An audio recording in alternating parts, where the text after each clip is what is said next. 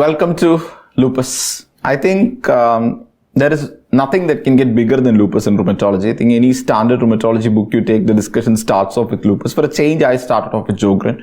Lupus is the mother of all rheumatology topics. I think a disease wherein we've been many a times overpowered by the disease itself. And we have many times fell short also. A lot of research going on, a lot of work going on. Lupus, organizations across the world in US, UK, etc. May 10th is when we actually celebrate World Lupus Day, and I think there have been a lot of themes every year. We had a theme, and this year it's about using social media platforms to increase awareness about lupus. And this is the beautiful purple or the orange butterfly, which is generally the emblem what we consider for Lupus Society. And although the butterfly looks good, the disease is not looking good. It's a disease wherein there are two things which are very crucial. One is the makeup of the disease per se. We have noticed that certain times lupus is very aggressive. Even whatever you do, it goes into that aggression mode and you're most of the time caught off guard. Second is when you waste time. Okay, that's something which we can do. Diagnose on time and start treatment on time. That's what we can actually try and do. So those things are very, very important. As far as a rheumatology PG is concerned, his final year exam case, long case would be definitely lupus. So he would have presented it. As far as a nephrology person is concerned, I have presented my final year short case. Lupus long case is transplant in nephrology.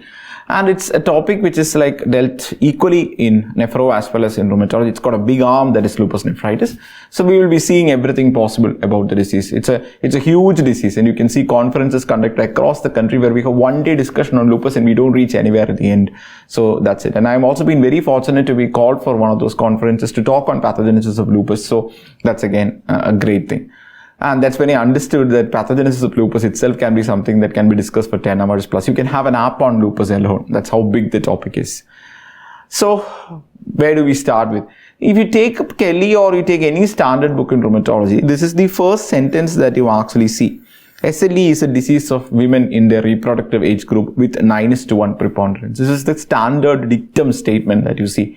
How is this statement important to us for the exam? Let us see. First and foremost, this ratio called 9:1, which is a very famous rheumatology ratio. You see this ratio in a lot of conditions, correct? We see it in Sjogren. Just now we discussed Sjogren. We see it in something like a primary biliary cirrhosis that is associated with Sjogren. It's not a rheumatology condition per se.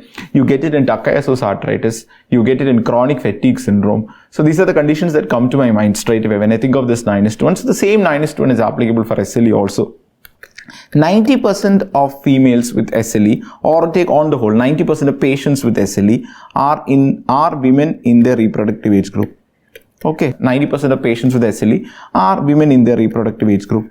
Now, this statement is very, very important for the entrance exam. Why is this statement important for the entrance exam? I am bringing in three categories of patients: child, post-menopausal, and also male.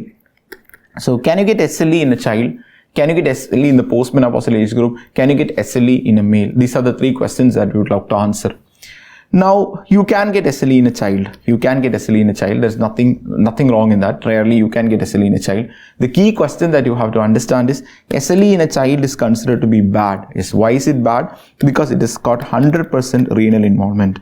100% lupus nephritis, 100% renal involvement. That is the reason why SLE in a child is bad.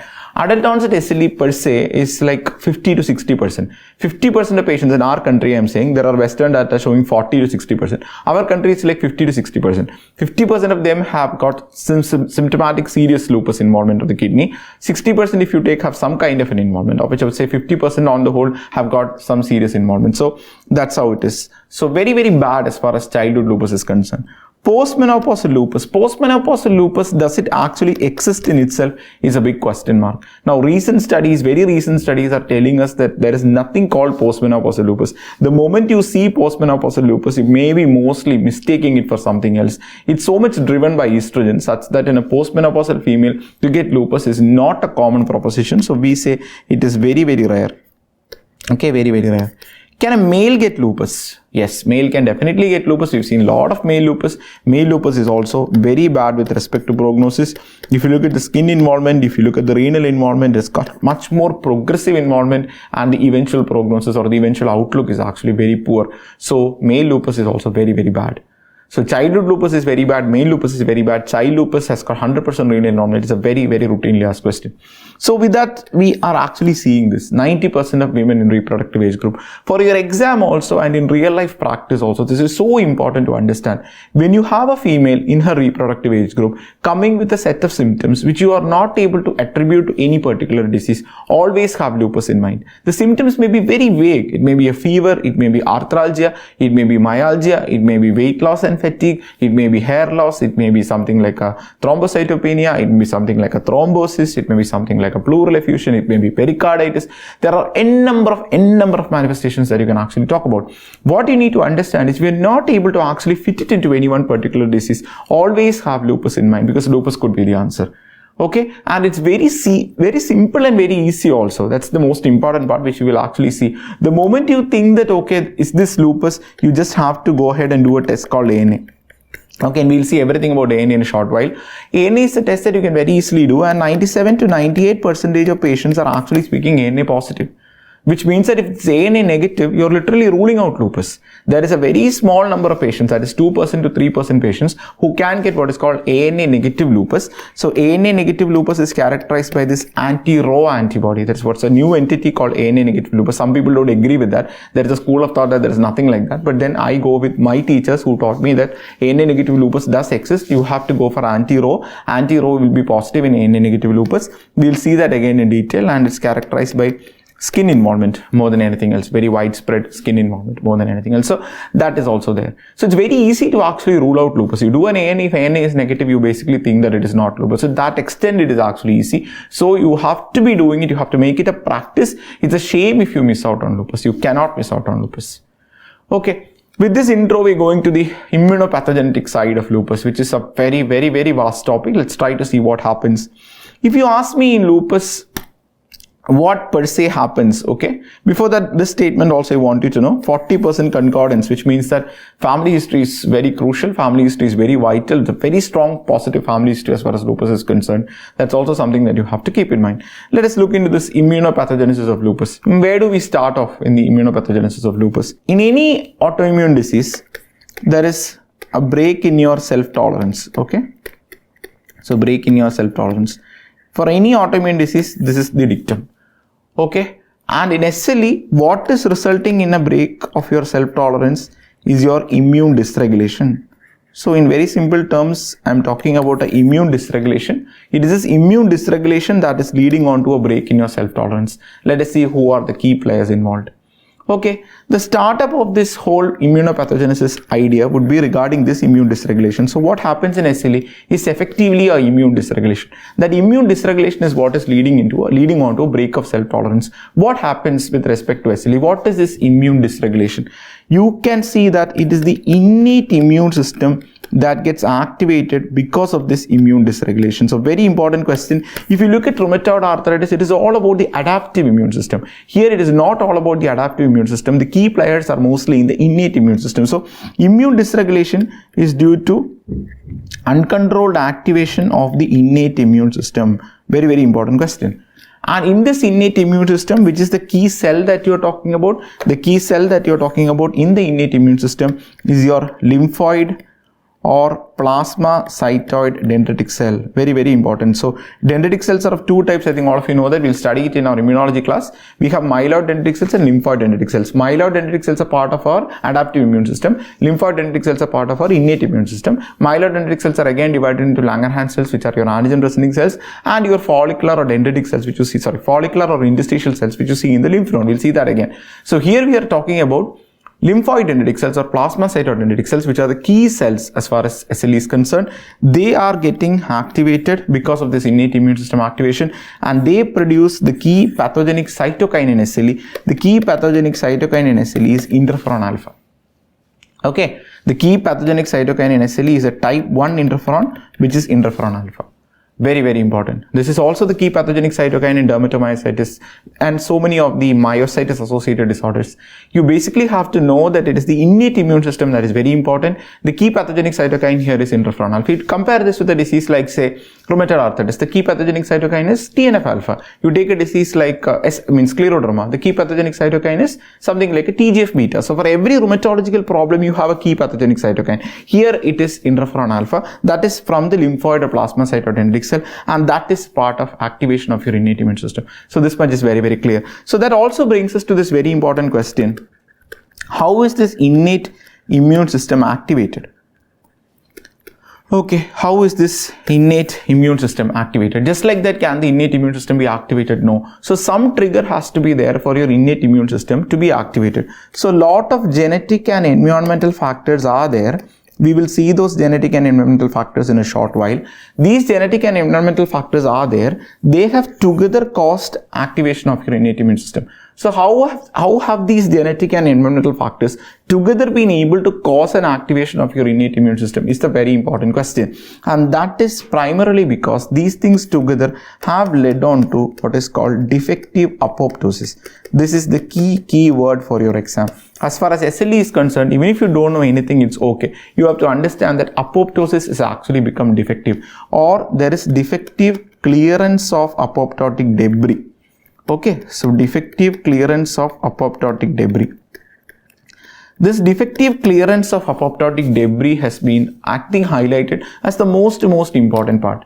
Okay, and we also know that there is something called neutrophil extracellular trap, or what we call netosis, or you can even say that there is defective netosis. So netosis is something which we keep discussing. It's a very new terminology, and we discuss that again in immunology. Netosis is something that is very, very, very important. Now, what is this netosis defect, what we actually call? So, netosis means neutrophil extracellular trap. Okay, that is your neutrophil extracellular trap. So, whenever you talk of this neutrophil extracellular trap, there is inefficient DNA degradation. Okay, inefficient DNA degradation. That means neutrophil actually releases its contents outside, and these contents outside which are released by the neutrophil are generally cleared off very effectively, and when it is not being cleared off effectively, that's almost equal to an ineffective apoptosis. Ineffective apoptosis with respect to the neutrophil, you can actually call it as an ineffective netosis. So when you're having a defect in apoptosis or netosis, you've studied in your second year itself that necrosis is concerned with inflammation. Apoptosis means no inflammation. When there is a defective apoptosis, there will be inflammation, and that inflammation is triggered by your innate immune system. So in a nutshell, what happens is defective apoptosis or defective netosis due to a lot of genetic and environmental factors together causing activation of your innate immune system, that is causing activation of your lymphoid dendritic cell, that is producing interferon alpha. Correct? So that part's very clear. So we go back to this interferon alpha. What does this interferon alpha do? Interferon alpha actually is the genetic signature, okay? Genetic signature in a patient with SLE. If you get a question, the answer is interferon alpha. It upregulates a lot of genes, okay? Upregulation of a lot of genes. And this upregulation of the genes leads on to massive antigen presentation, okay? Massive antigen presentation to the T cell. So it leads on to massive antigen presentation to the T cell. Correct? So antigens are presented in big numbers. You can actually see this diagram also, which is from Kelly, where again you can see that once you have this interferon alpha being produced in big numbers, there is massive antigen presentation to the T cells. And once you have massive antigen presentation to the T cells, that results in a T cell activation. Okay? These T cells are activated along all the possible lineages, TH1, TH2, TH17, all the lineages are basically getting activated, and you can even see that these T cells are secondarily activating the B cells. Okay, secondarily activating the B cells. TH1 is there, TH2 is there, TH17 is there, and even TH1 is supposedly the most important one. Okay, so secondarily activating the B cells. Secondary activation of the B cell by a T cell can be either by interleukin 4 or it can be by the interleukin 12-21 axis. We will again study that in detail. Interleukin 4 can activate the B cell via T cell. Interleukin 12-21 axis is also a method of activating the B cell. And this is also with the help of this B lymphocyte activating factors. Okay, B lymphocyte activating factors. Once you have this B cells being secondarily activated, you get what is called your very, very important antibodies. So when B cells are getting activated, you get antibodies. These antibodies are essentially leading on to the formation of immune complexes. These antibodies are leading on to the formation of immune complexes. These immune complexes get deposited at certain sites, mostly where blood is filtered to form something else. So it gets deposited in the glomerulus where the blood is filtered to form the urine. It gets deposited at the level of your synovium where the blood is actually getting filtered to form something like your synovial fluid. It gets deposited in the vessel wall where you can get vasculitis. So vasculitis, synovitis, glomerulonephritis will be typically seen in the disease prima facie because of this immune complex deposition. Correct? And this immune complex deposition is also the reason why in Robbins you can see SLE being referred to as a type 3 hypersensitivity disease. And it is also called as a type 3 hypersensitivity polycirrhosis. That's also to an extent true because you get ascites here, you get pericardial here, you get pleural here, everything is possible. So Robbins is actually referred to SLE as a type 3 hypersensitive polycirrhosis. That's a perfect answer. Okay, so we're starting off with a list of genetic and environmental factors that have together led on to a defective apoptotic clearance, that has led on to activation of your innate immune system, that has led on to activation of your lymphoid dendritic cell, that has produced a lot of interferon alpha, that has upregulated genes with massive antigen presentation, massively activating the T cells along all the lineages, T cells secondarily going and activating the B cells either via interleukin 4 or via 12/21 axis, and that is leading on to the formation of antibodies, that is leading on to the formation of immune complexes getting deposited here and there, and that is basically SLE. Okay, so this is in a nutshell what I have understood. Okay, that is what I have understood, and probably I think the same thing I have conveyed to you also. Right? So this is in a nutshell what our disease is. Let us go to a few terms for the exam. Defective clearance of apoptotic debris or defective lymphocytic phagocytosis. Both are actually there, but defective clearance of apoptotic debris is the most important thing. Inefficient degradation of DNA containing neutrophil extracellular traps. That's what we call netosis. That is also actually defective. And there is uncontrolled innate immune system activation. Deficiency in the clearance of dead cells is responsible for exposure of autoantigens to the immune system, and that's what is breaking what we call as your self-tolerance or immune dysregulation leading on to breakage of self-tolerance, with the genetic signature being interferon alpha, the key cell being the lymphoid dendritic cell, the key immune system being your innate immune system. That is it. Okay, so having understood that, we are going to few more important questions. So let's see what are those important questions. So I told you that immune dysregulation is the key point, correct? So if immune dysregulation is the key point, we also need to be knowing as to what are the genetic and environmental factors that have together led on to this immune dysregulation. Okay, what are the genetic and environmental factors that have together led on to immune dysregulation? If you look at the genetic factors first, which have been responsible for immune dysregulation, as far as SLE is concerned, all the great teachers on SLE have actually taught us that unless and until you are genetically predisposed, it works like a two-hit mechanism. Unless and until you are genetically predisposed, you will not get SLE. Just take it from me, it's 100%. Unless and until you are genetically predisposed, you will not get SLE. So the environmental factors are important only when you are having a genetic risk, and genetic risk is very, very important. Let us look into the genetic risk factors for SLE, starting off with the most important genetic risk factor for SLE, which is your C1q deficiency. So early complement deficiencies are the most important genetic risk factors for SLE, of which C1q is most important, then C2, C4 deficiency. Okay. So C1q deficiency, C2 deficiency, C4 deficiency, of which a very, very, very important question. C1q deficiency is the most important genetic risk factor for the development of SLE. It's very, very, very important. And now that we are having anti-C1q antibodies, okay, we are having anti-C1q antibodies. Anti-C1q antibodies in SLE can actually predict the risk of lupus nephritis. Okay, they can predict the risk for lupus nephritis to the extent that if you are having anti-C1q antibodies negative, you can say that this patient will not develop lupus nephritis at least for the next 2 years. You can very confidently say. There are a lot of studies going on also.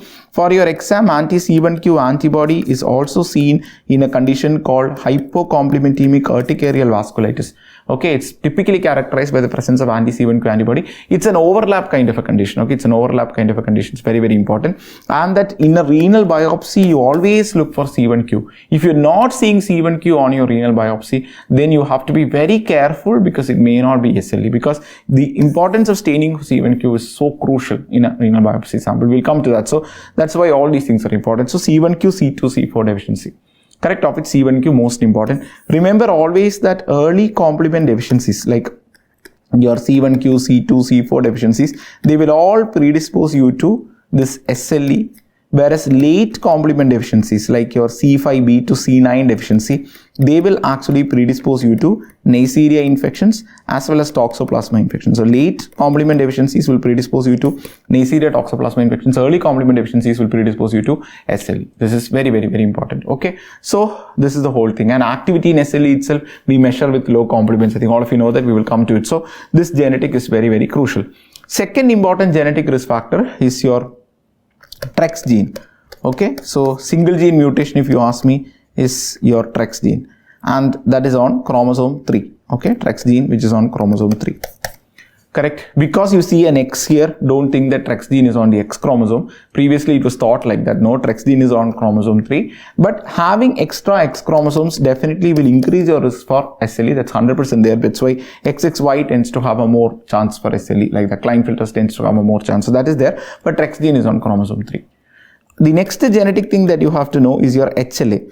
And as far as SLE is concerned, it is once again your HLA DR2, once again your HLA DR3, of which I feel DR3 is most important. HLA B8 is also there, but DR2, DR3 are I think most important. DR3 is very closely linked to the presence of a skin lesion that's asked for your exam. That is called subacute cutaneous lupus. So which is a skin lesion that is very closely linked to HLA DR3 means the answer is subacute cutaneous lupus. Okay, that's it. Now on top of this, you can have a lot of environmental risk factors. So before we see the environmental risk factors, now this is Kelly's table where a lot of other genetic things have also been mentioned, which I don't think are that important. But if you want, you can remember one more thing called PTPN22. PTPN22 we'll see in detail in rheumatoid arthritis. PTPN22 has also been asked, not asked here, but you can see it over here. So I just kind of mentioned it. That's it. Now let's go to the environmental risk factors. If you look at the environmental risk factors as far as SLE is concerned, so many of them are there, but overall if you look at what is most important, I think it is UVB rays. Okay, so it's very, very, very important. That's why the sun protecting sunscreens are very, very important in a patient, and you have a score also. That score has to be more than 30, otherwise it's of no value, and it has to be applied 30 minutes before going out also. So UVB rays, very, very important. OCPs and HRT. It's been proven beyond doubt that they have a very close association. Epstein-Barr virus again has been proven that it's got a very close association, and these three things have come for the exam. Also remember smoking, vitamin D deficiency and silica exposure. They have also been associated, not asked for the exam, but did not have such a strong association like UVB, OCP, HRT, EBV. They are the ones which have a much more stronger association. So genetic, always think of C1q deficiency and also think about HLA DR3. As far as environmental is concerned, always think about UVB, OCP, HRT and Epstein-Barr virus. This in sum total. So genetic and environmental risk factors together. That means the complement deficiencies if you have. What is the function of the complement to actually take off these immune complexes? So when you are having a genetic, deficiency of a complement factor, and on top of that you get a second hit, there is something called immune dysregulation happening. That is because of defective clearance of the apoptotic debris. When it is not being cleared, especially when there is no netosis happening effectively, the innate immune system gets activated, the lymphoid dendritic cell gets activated, interferon alpha is produced in big numbers, which actually sends a genetic signature for upregulation of genes which are involved in massive antigen presentation, activation of T cells in big numbers, secondary activating B cells, forming immune complexes, that getting deposited, that is called SLE. So Epstein-Barr virus is correct, C1q, C2, C4 deficiency is correct, interferons as genetic signature is correct, UVB is correct, reduced clearance of apoptotic cells is correct, oral contraceptives HRT is correct, TREX is correct, vitamin D deficiency, smoking is correct. DR2, DR3, and DR3 is associated with subacute cutaneous lupus. 9:1 is the ratio. Female reproductive age group. Silica exposure, hyperactivation of B cells and T cells. Yes, both are equally important. Interleukin 21 is quite important because you have this 12-21 axis, which is the one that activates your B cell from a T cell. Second, there is also the CD40 ligand CD40 interaction, which we'll also study in immunology. CD40 ligand is on the T cell, CD40 is on the B cell, and this T cell B cell activation is what we see, CD40 ligand CD40 interaction, and that when defective we can get a syndrome called IgM syndrome and all, which we'll see in immunology. Okay, so that is in toto the part of it. Now, generally, if you have a disease, when you talk about in MBBS, after etiopathogenesis, we go to clinical features. Here, we are not going to clinical features. Before going to clinical features, we have to be very, very clear with this whole antibody profile, which is so crucial, so very crucial for the exam. So, let us start off with that profile. That profile is actually telling us, as I told you, that ANA is the test to be done. There is no doubt about it. 97 to 98% of patients with SLE are ANA positive. 97 to 98% of patients with SLE are ANA positive. If it is ANA negative, that literally rules out SLE. That's what we can say. With a very, very small number of patients, that's 2% of patients having what is called anti-Rho positivity. So if you are having ANA negativity but still strongly suspecting, means go for the ANA profile by immunoblot and you may be able to detect anti-Rho. That is there. But in general, this is what we say. Correct. Now, just to tell you, there are three conditions where 100% of patients are ANA positive. The three conditions where 100% of patients are ANA positive are: one, drug-induced lupus, which we will see separately at the end. That's a condition where 100% patients are ANA positive. There is a condition called autoimmune hepatitis, where again 100% of patients are ANA positive. There is another condition called mixed connective tissue disease, where again 100% patients are ANA positive. So these are the three conditions where every single patient is ANA positive. The other conditions, you have varying numbers. Scleroderma generally around 95% are ANA positive. SLE is 97 to 98. Sjogren syndrome, I told you last time. Sjogren syndrome is only 85%. That means if you are suspecting Sjogren, even if ANA is negative, you still have to go for the immunoblot ANA profile, which we will see. But for SLE, it's not that very important because 97 to 98% are ANA positive. How do you do this ANA? How do you actually look for? What do you do? Many a times as a PG, we have this issue. Somebody calls up and tells you that, okay, there's a patient, there's a 20-year-old girl who is having fever for 1 week.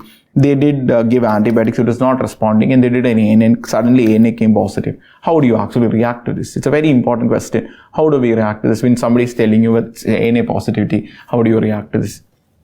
Okay. The first thing you do, this is an undergrad level question. We'll come to the postgrad level discussion as we move on. When you hear somebody saying ANA positivity, the first thing that you have to do is how was it done? What was the methodology? Because so many of the centers still continue doing ANA by ELISA, which is completely outdated. The gold standard methodology for ANA testing is your indirect immunofluorescence. So you have to do ANA by indirect immunofluorescence. There is no doubt about it. So the first question you need to ask is whether it was done by indirect immunofluorescence.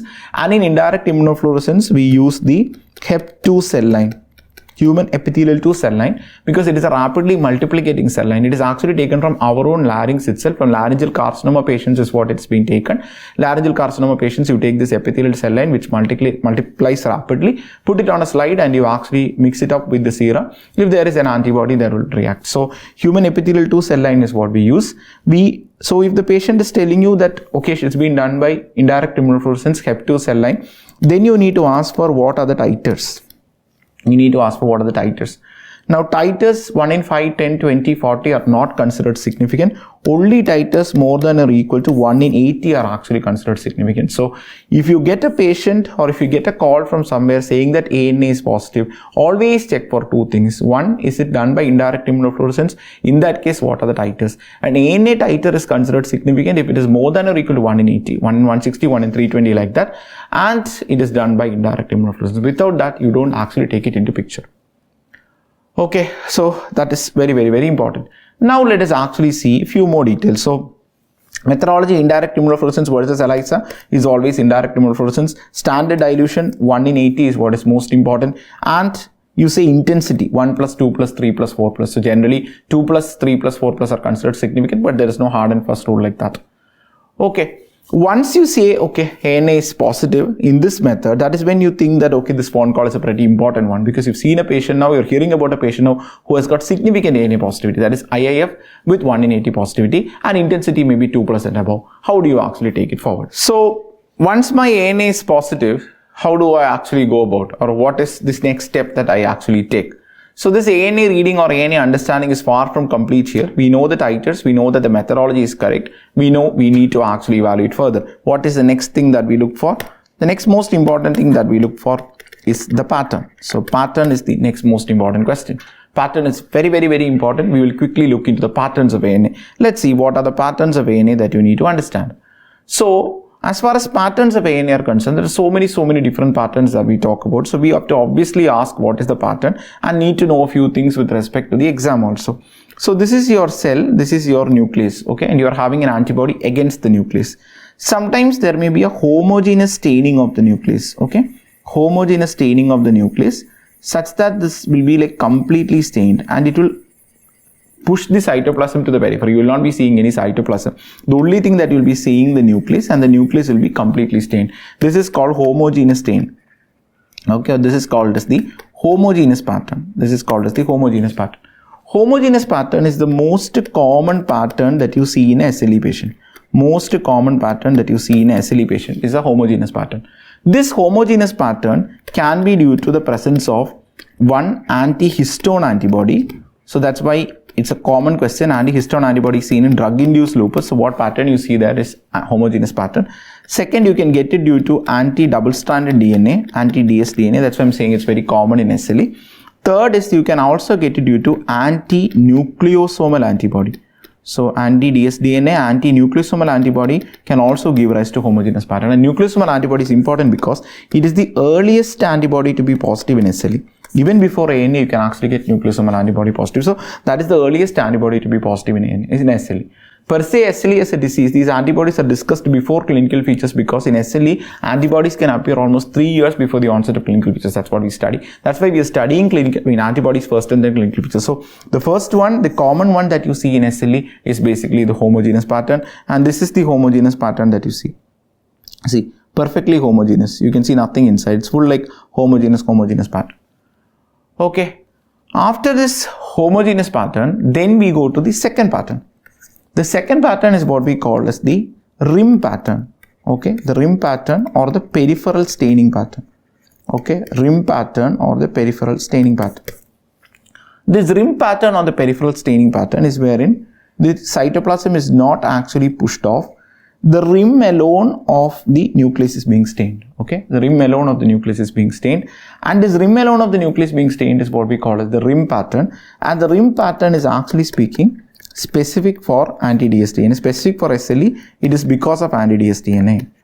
So it is because of anti-DSDNA. That is the whole point.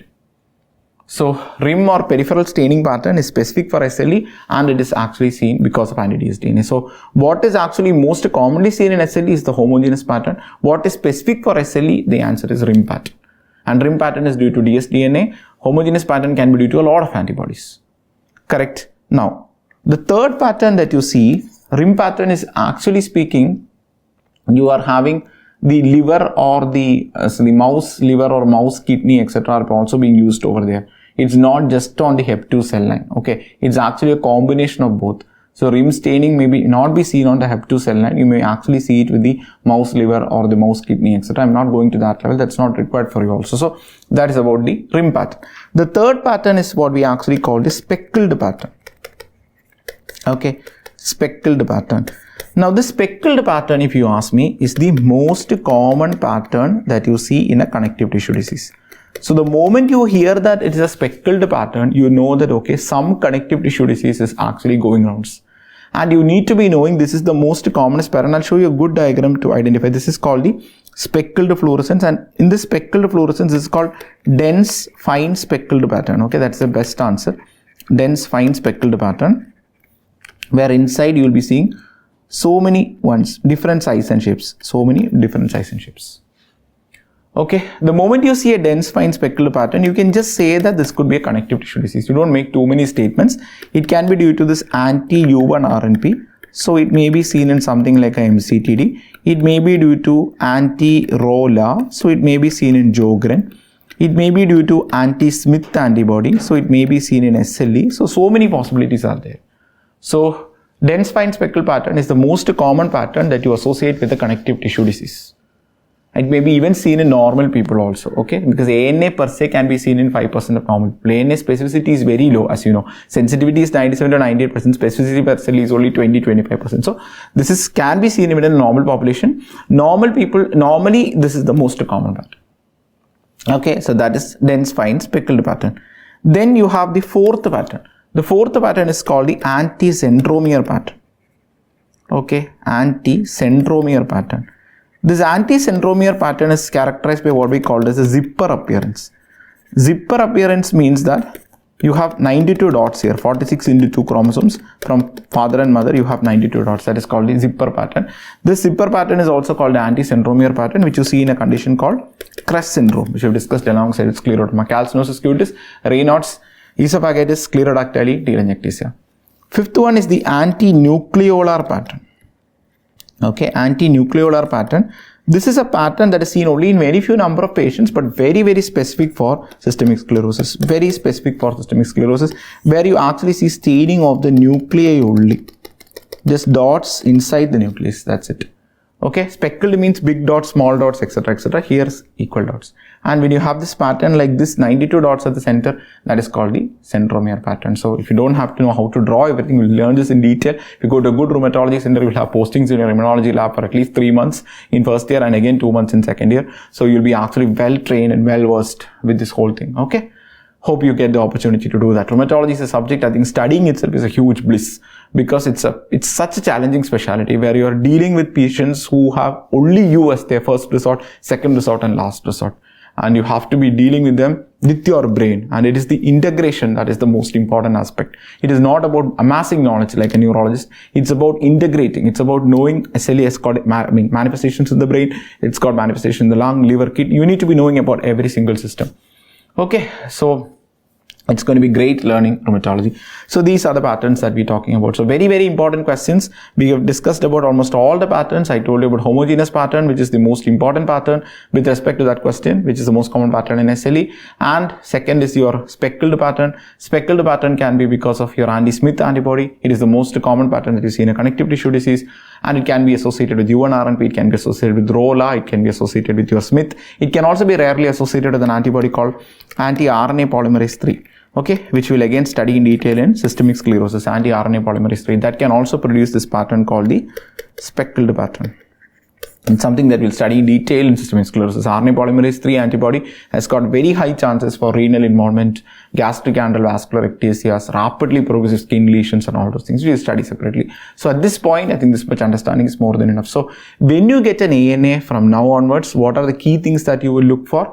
I will look for whether it is done by indirect immunofluorescence. If it is ELISA, I'll throw it away. Second, I look for the titers. If titers are more than 1 in 80, then I'll consider it as significant. I look for the intensity 2 plus 3 plus 4 plus like that. I will definitely go and look for the pattern, and the pattern will tell me a lot of things.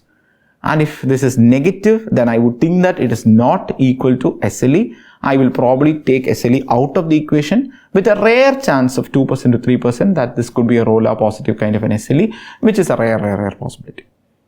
Okay, so that is the whole thing. Now let us come back to it, and I'll just finish off this with a very, very important statement. Never ever repeat ANA periodically. It is not useful as a prognostic marker. And always remember that even ANA by anything, ANA profile also, per se will come to that. ANA profile also has got basically no value in following up the patient. As far as the patient is concerned, this is just for diagnosing and classifying. It's got nothing to do with respect to prognosis. You do ANA only once and never repeat it again. So we have discussed everything out and about this. Okay, now what are we going to do further? So suppose we have a patient, whatever be the symptom, has come as ANA positive by indirect immunofluorescence, titer of say 1 in 160, and the pattern is a speckled pattern. So it can be anything. This is what has come now. Once you get a picture like this, okay, once you get a picture like this, then you have to be doing this ANA profile. So ANA profile and ENA profile are actually not the same. This is your ENA profile. This is your ANA profile by immunoblot. Now, you don't have to know the exact details, but I think just by looking at it itself, you understand that in ENA profile, we are having only 6 of them. ANA profile, we are having 3, 4, 5, 6, 7, 8, 9, 10, 11, till so many more antibodies. So, because of which we consider this to be slightly better. So, whenever we go for a profiling, we consider the ANA profiling by immunoblot to be slightly better than the ENA profile. That's the extractable nuclear antigen profile. So, this is what we actually do. So, the moment you see ANA positive, then we go ahead and do this ANA profiling.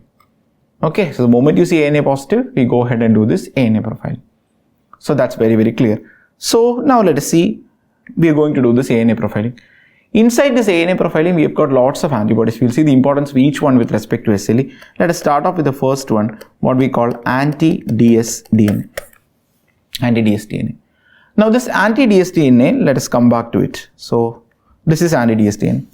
Anti-DSDNA can be done by 3 methods. One is your immunoblot, that is what we were discussing, that is your ANA profile. Immunoblot, ANA profile, that is one thing you can do. Second, you can do it by this Crithidia luciliate, that is a hemoflagellate. So, Crithidia luciliate immunofluorescence, that's a qualitative test, okay? It cannot tell you about the titers or anything, qualitative test. What we prefer doing again and again, because it is quantitative, is always ELISA. We can make a statement as to whether it is positive or not by looking into Crithidia luciliate assay, or we can go for this ANA immunoblot where we can get a semi-quantitative result. But the best way to actually do is to do a separate anti-DSDNA by ELISA, because it does give you a lot of information. What is that lot of information that it does give you? Let us come back to that. Anti-DSDNA is positive in around 75% of patients. Okay, anti-DSDNA, we always want the ELISA value because it does give you idea about the titers. Specificity of anti-DSDNA is around 95 to 96%. So, it's considered to be very specific for SLE. Now, we have another antibody called anti-Smith. Okay, we have another antibody called anti-Smith. Anti-Smith is something that we do get as a part of your ANA profile. So, you get it as a part of your ANA profile. So, when you get it as a part of your ANA profile, it is something that is semi-quantitative. Okay, it is semi-quantitative. Correct. It is seen in only 25% patients. It is seen in only 25% patients. And this anti-Smith is got 99% specificity. 99% specificity. So, that is why when you get a question for the exam, what is the most specific antibody for SLE? The answer is anti-Smith antibody. It's a UG question. Because this is 99% specific, this is 95-96% specific. As a PG, what you have to be knowing, and that has to be very clear in your system, that if you look for the patterns, I told you a speckled pattern. The speckled pattern is due to anti-Smith. I told you about a pattern called rim or peripheral staining pattern. I told you this is because of anti-DSDNA. Okay, I told you this. You know that rim is the pattern that is most specific for SLE. Okay, speckled is a pattern that is non-specific for SLE. It can be due to so many things. But speckled is due to an antibody called anti-Smith that is most specific for SLE. Okay, so never ever go wrong. Speckled is due to anti-Smith that is more specific for SLE. Rim is due to anti-DSDNA. Rim is actually very specific, but anti-DSDNA is specific but not as much as Smith. Okay, so very, very important questions. Anti-Smith is most specific theoretically. DSDNA is equally good but slightly less specific. Patterns I have told you. Okay, all this has been asked for your exam.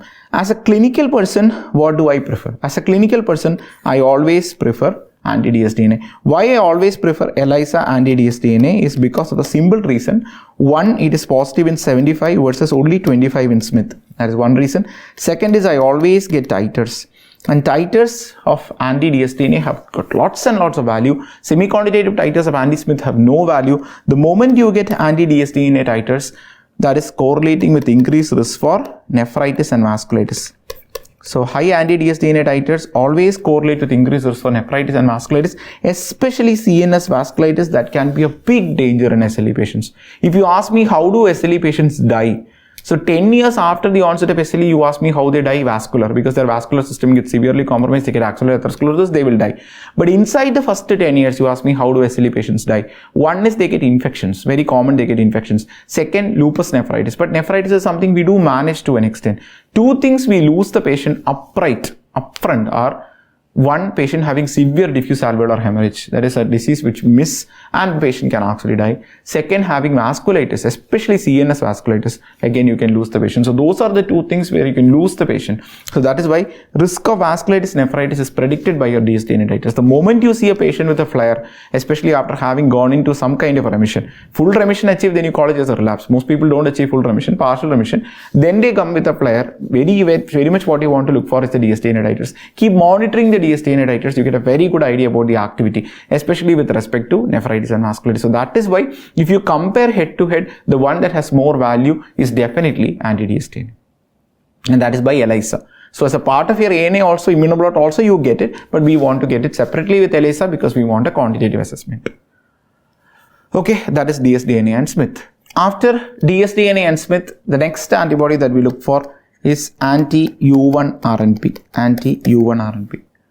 Okay, anti-U1RNP, what is the point that you need to know? Anti-U1RNP is generally where is anti-U1RNP positive. Anti-U1RNP is part and parcel of what we call MCTD. So please go and watch that module. I've done a module on overlap and MCTD. What is the difference, etc. Overlap means you're having features of more than one connective tissue disease, and with that, when you're having a U1RNP positivity, that is when you call it as MCTD. MCTD has a set of separate manifestations, okay, that we have discussed separately. So the moment you see anti-U1RNP, that is MCTD most often. Now if in SLE you see anti-U1RNP, that's a very non-specific finding. You are not making any kind of an inference from anti-U1RNP in a patient with SLE. High titers means that it has got more to do with the MCTD. It's not SLE. Low titers can be non-specifically present in SLE also.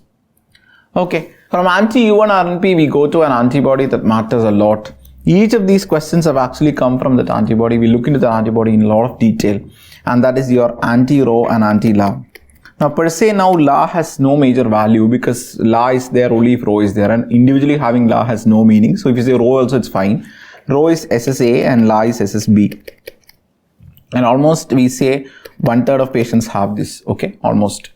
Now I told you something very clearly. If you are having Rho-La positivity in a primary Sjogren, if you are having Rho-La positivity, that's considered bad prognosis. I told you early disease onset, lot of extraglandular manifestations, and it's eventually associated with a bad prognosis, even more risk of developing a lymphoma. But what if you have anti-Rho, anti-La positivity in a patient with SLE? What does it actually mean? One thing, it means that the patient has secondary Sjogren. Okay, and that is also the reason why the most common ocular manifestation in SLE is a dry eye. Okay, it's a dry eye, so it's associated with secondary Sjogren. Now, this is something which everybody knows, but we need to know lots and lots of other points which are of great value for our exam. Okay, the first point that you need to know is, just like anti-DSDNA was associated with increasing risk for nephritis vasculitis, anti-Rho-La are associated with decreased risk for nephritis vasculitis. Okay, decreased risk for nephritis vasculitis. Very, very important point. So DSDNA increased risk, Rho-La decreased risk. So Rho-La in Sjogren has bad prognosis, Rho-La in SLE has got good prognosis. Second, this Rho antigen is normally seen in the myocardium and skin. Okay, it is normally seen in the myocardium and skin. Because it is normally seen in the myocardium and skin, and it is protective in the myocardium and skin, the moment you get antibodies against this, you can get skin lesions, and the classical skin lesion that you talk about is the photosensitive subcutaneous lupus erythematosus. So the classical skin lesion that you talk about is the photosensitive subcutaneous lupus erythematosus. We'll see the skin lesions. SLE I also told you in another context. HLA-DR3 also I told you. Here also I'm telling you subacute cutaneous lupus erythematosus, which can have two forms and all that we will see. So that is point number 3.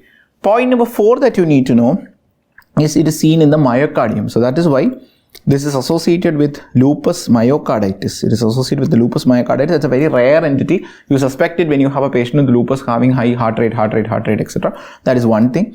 Second, you can have in pregnancy, if you see these antibodies, that is associated with neonatal lupus plus congenital heart block. So pregnancy, if you see these antibodies, that is associated with neonatal lupus and congenital heart block. So this is the next point.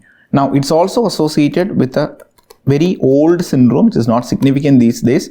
That is called shrinking lung syndrome, which you used to see in SLE patients who were not treated properly. It's due partly a diaphragmatic myopathy with the partly phrenic nerve involvement is what the textbook says. It's a name that you would love to listen to, but like not much important clinically. So these are the 5 very, very important points that you need to know.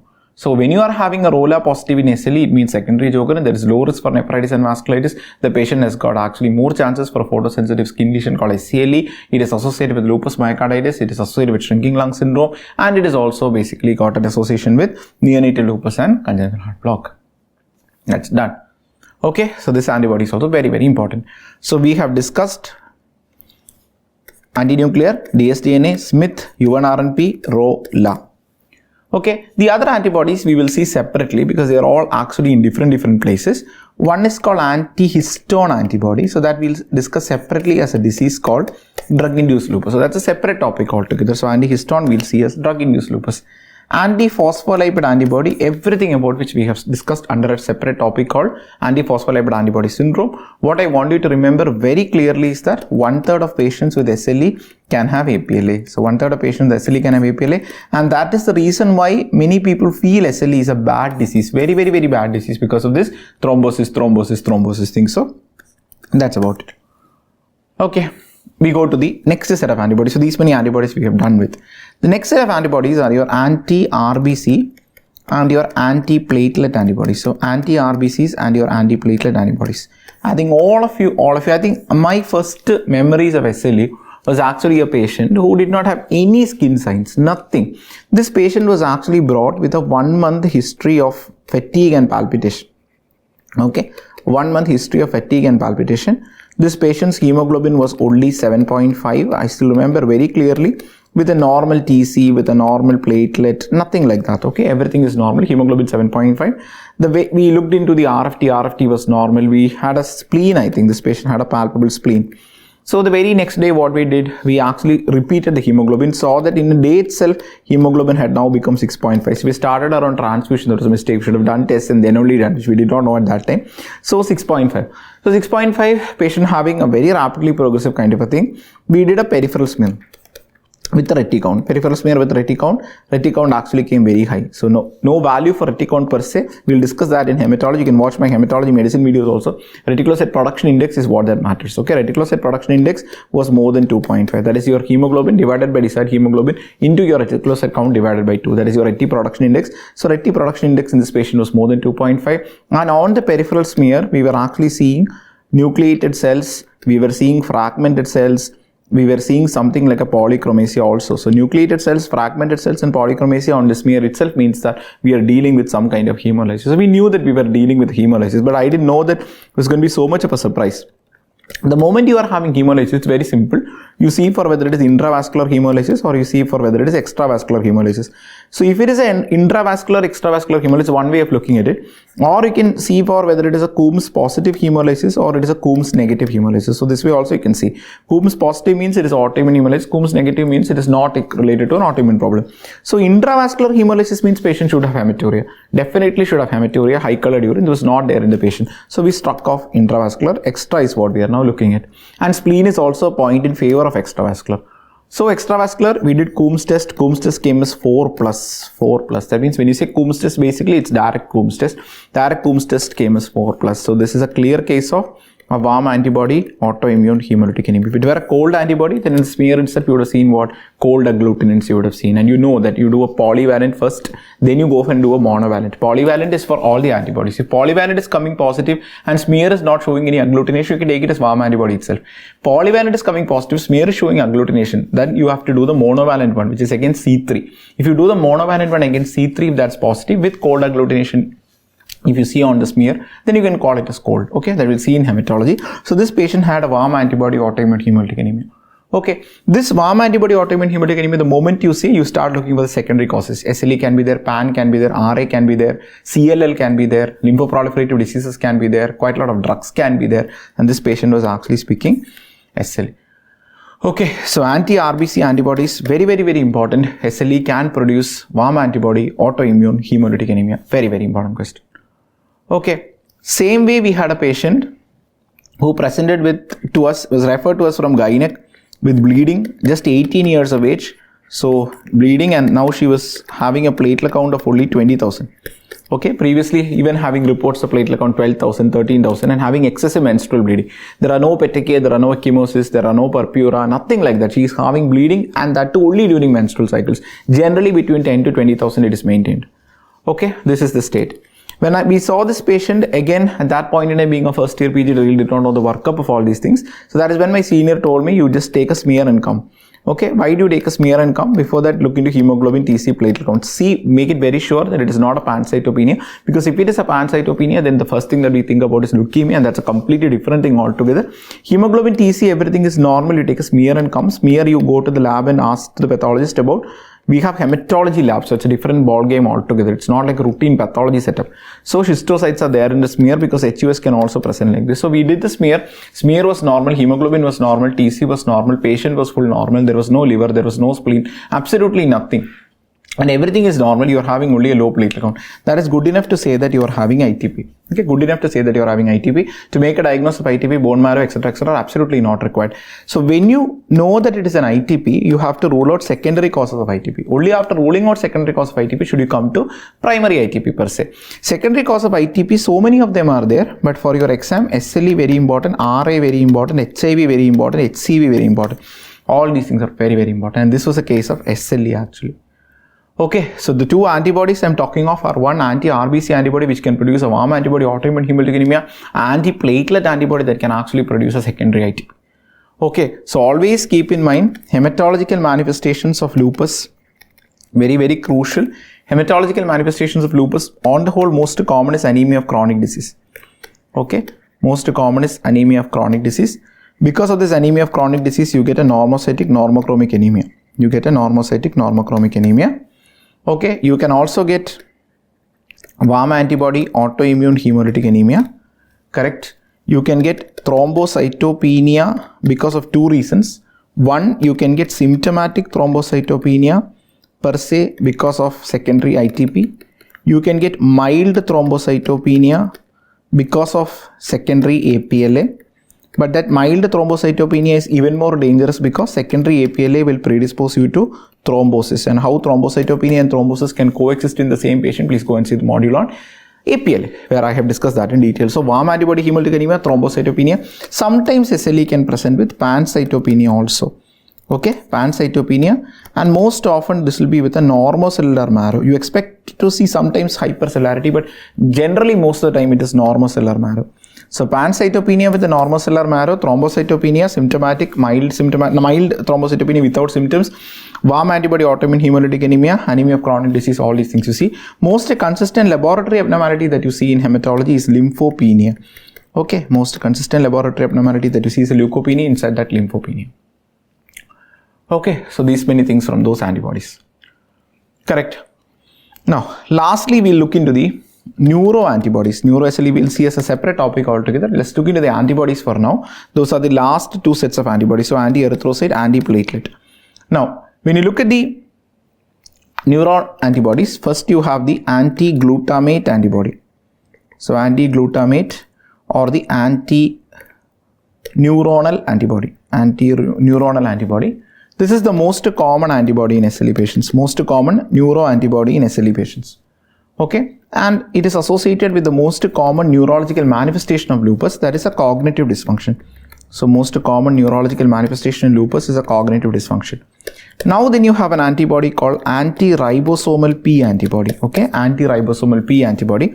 This anti-ribosomal P antibody is associated with psychosis or depression in CNS lupus. Okay, psychosis or depression in CNS lupus, and it's basically got a bad prognosis.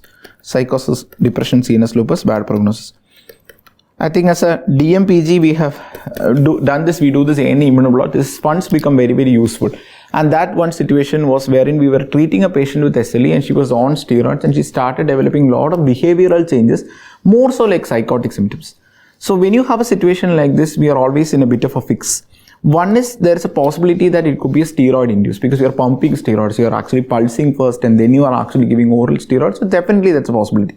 Second possibility is it can be manifestation of neurolupus. How do you know whether it is a neurolupus manifestation or it is because of something like a SLE activity is difficult to actually determine.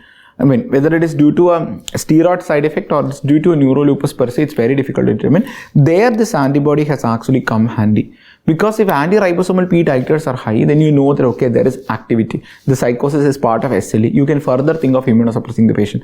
Whereas if that were negative, and then you are further immunosuppressing, that can be very deleterious because the patient is now having a steroid-related toxicity, where you have to think of reducing the dose of steroid, maybe adding some other drug, etc., etc., which is a different proposition altogether. So, With that, we have seen all the antibodies. Okay, along with these antibodies, I would also want you to remember two things. So, biomarkers of utility. Now, this is a very, very important question. I think a very simple biomarker of utility is ESR. And ESR can very easily monitor your disease activity. ESR can very easily monitor disease activity. This we will see as a clinical case also, and this is something which many people have a confusion about. What happens to CRP in SLE? CRP is not a marker for disease activity in SLE, basically because CRP levels are low in SLE patients. Why are CRP levels low in SLE patients? So many reasons are there. One is CRP polymorphisms are very common in SLE patients. Second is interferon alpha, which is the key pathogenic cytokine, will suppress or has a negative effect over CRP. 3, you are having lot of anti-CRP antibodies in lupus patients. So CRP polymorphisms are there, anti-CRP antibodies are there, interferon alpha has got a negative effect over CRP. All these are the reasons why CRP levels tend to be low in patients with SLE. Okay, so that is done. So ESR can be actually used as a marker. So if you look for the markers clinical utility, ESR lot of utility, C-reactive protein very little utility, anti-DSDNA antibody lot of utility, anti-C1q antibodies lot of utility. The utility is to predict the risk for nephritis. Okay, predict the risk for nephritis. ANA and your ANA profile or ENA profile only at diagnosis, nothing else afterwards, no utility. C3 and C4, lots and lots of utility, which we will come to. Okay, so many things in the research setting like a BAFF or a BLIS, April, interferon alpha, soluble interleukin 7 receptor, of which I want you to remember soluble interleukin 7 receptor. Very, very important because soluble interleukin 2 receptor is a marker for sarcoid, soluble interleukin 7 receptor is a marker for SLE. I don't know why they're asking, it's still in the research phase, but these many things you have to know. As we see a case, we'll discuss better. Okay, so I think all that has been done. Patterns, everything I have actually shown you. This is the spectral pattern. This is the most classical pattern. So most common pattern in SLE patient is the homogeneous pattern. Most specific pattern in SLE patient is the rim pattern. Most common pattern in a connective tissue disease is the spectral pattern. Never ever go wrong. Homogeneous pattern is due to dsDNA. Rim pattern is actually due to dsDNA. Speckled pattern is due to Smith. Homogeneous pattern can also be due to anti-histone antibody. Okay, so everything is clear. So this is the rim pattern where only the rim stains. This is a complete homogeneous. This is inside you're having so many size and shapes. Here the zipper pattern and nucleolar you'll be seeing the nucleoli. Nucleolar pattern is seen in scleroderma. Okay, so with that I think we can go to the clinical side and the many phases of lupus.